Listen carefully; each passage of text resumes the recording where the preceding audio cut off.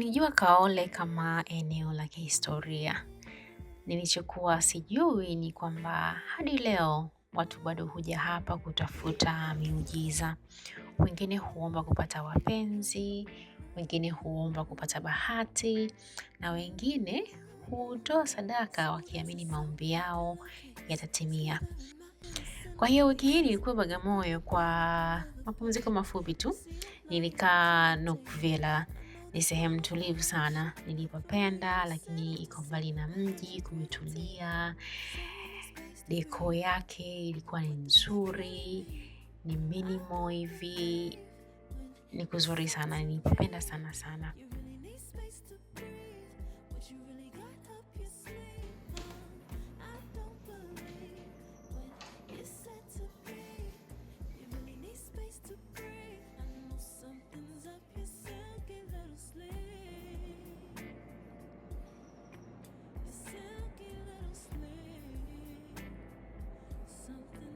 Lakini kabla ya kurudi nyumbani, nilitaka kutembelea tena Kaole, sehemu ambayo mara ya mwisho nilifika nikiwa chuoni.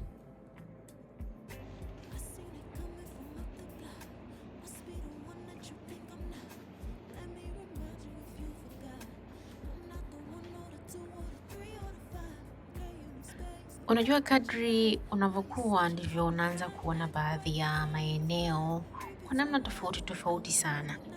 Nilipokuwa mwanafunzi niliona tu magofu na nini, lakini safari hii niliona historia, simulizi na maisha ya watu waliopita hapa kabla yetu sisi. Mojawapo ya maeneo ambayo yalinivutia zaidi ni kaburi la wapendanao. Kwa mujibu wa simulizi za eneo hili, baadhi ya watu hutembelea wakiamini linaweza kuwasaidia katika mahusiano yao. Ni moja ya hadithi nyingi zinazofanya Kaole kuwa na historia tajiri sana. Wapendanao hawa walisafiri pamoja kwenda Zanzibar, lakini kwa bahati mbaya wakafa maji, na miili yao ilipokutwa ikawa imekutwa wamekumbatiana. Kwa hivyo hata kuzikwa wakazikwa pamoja, na ndio maana linaitwa kaburi la wapendanao.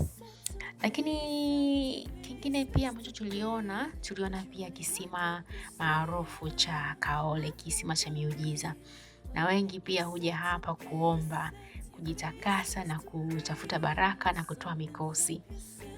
Hivyo unaamini katika simulizi hizi au huamini, lakini hii ni sehemu ya historia ambayo bado inaishi hadi leo. Pia kuna simulizi kuhusu msichana mdogo ambaye baadhi ya watu wanaamini kuwa alikuwa na uwezo wa kipekee.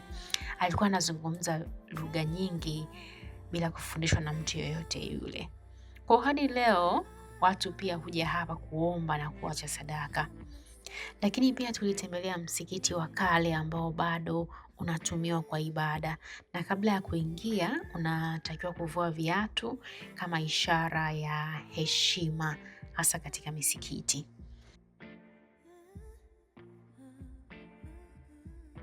Ni binti ambaye alifariki tu akiwa na umri mdogo wa miaka 14, lakini heshima yake ilikuwa ni kubwa zaidi ya wengine ambao tunatambua kwa jina la kaburi la Mwanamwali Sharifati, huku jamii pia imezoea kuita kaburi la Sharifu.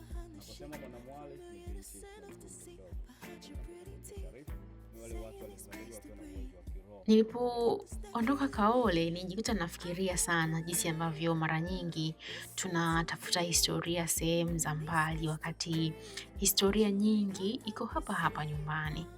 Labda ndio maana safari hii ilinivutia zaidi kuliko nilivyotarajia, kwa sababu Kaole ina historia ndefu. Ina historia kuhusu dini, kuhusu ustaarabu, lakini pia kuna hadithi ama historia ya kusikitisha, hasa ya biashara ya utumwa.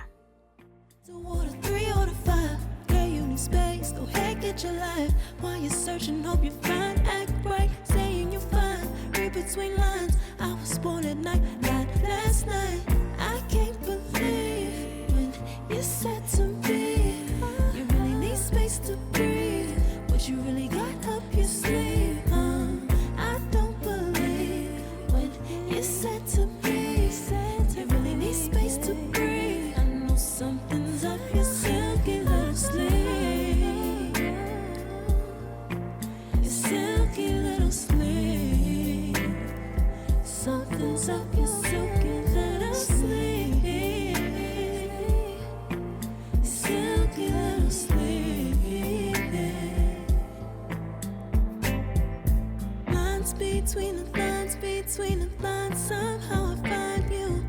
I can't bother time no more time.